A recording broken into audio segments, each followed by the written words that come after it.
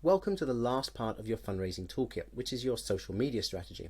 And hopefully by now you can realize how your pitch deck, website and social media content will have a common thread running through them to make sure that you keep in front of investors with a simple, clear and consistent message.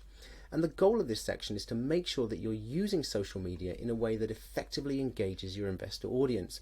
This is important because social media is by far and away the cheapest and easiest way to find and engage investors, grow a following with original content that you can control and publish on a regular basis.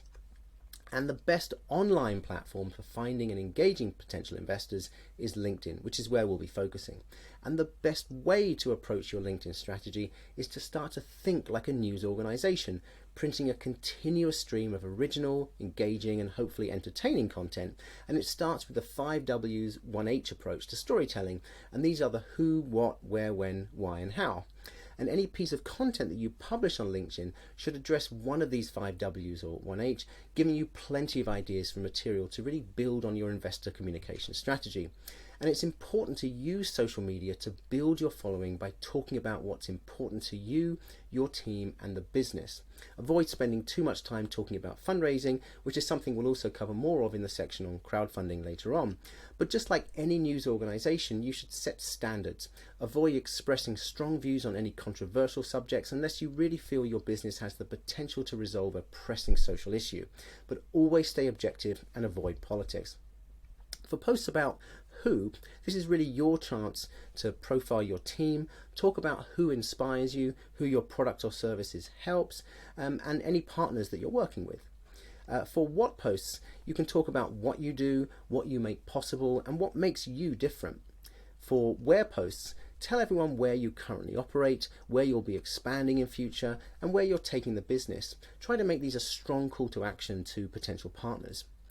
When posts can be about when you're launching your product, when you'll be fundraising. Remember to always give plenty of time to investors to digest this announcement, so warming up this many months in advance will always be to your advantage, and ideally saying that you're always interested to speak with investors who want to support you on your mission.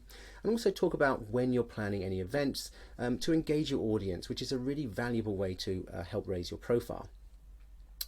Why posts give you the most emotive content is you can talk about why you started the company, why the problem that you're solving really matters, and why you're different. All really great for helping to sell your vision and connect with human instincts of investors, many of whom will have ideally experienced the same problem firsthand or even know someone who has.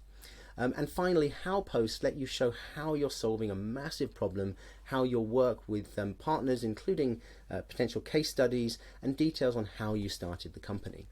So the 5 W's and 1 H really gives you a strong foundation for creating powerful and engaging social media content for your investor audience. You should aim to be active on social media at least 3 times a week, mixing up your content. Some of it may be related to an important event in the news or reaction to an article that you might have read, and other material to try and help your investor audience just better appreciate who you are, what you do, where you operate, when and where you'll be live, why you started the business, and how you will solve a massive problem.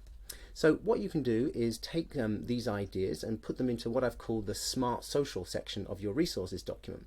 You'll find examples of the types of posts under each theme and space for you to start brainstorming ideas for your own posts.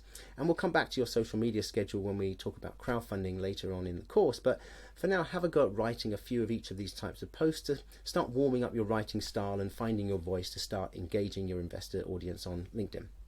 So that's the basic of fundraising wrapped up, and in the next video I will run through a section of action steps that you can take before moving into part 2 on the course, which is to start exploring each of the fundraising channels. So let's get into it.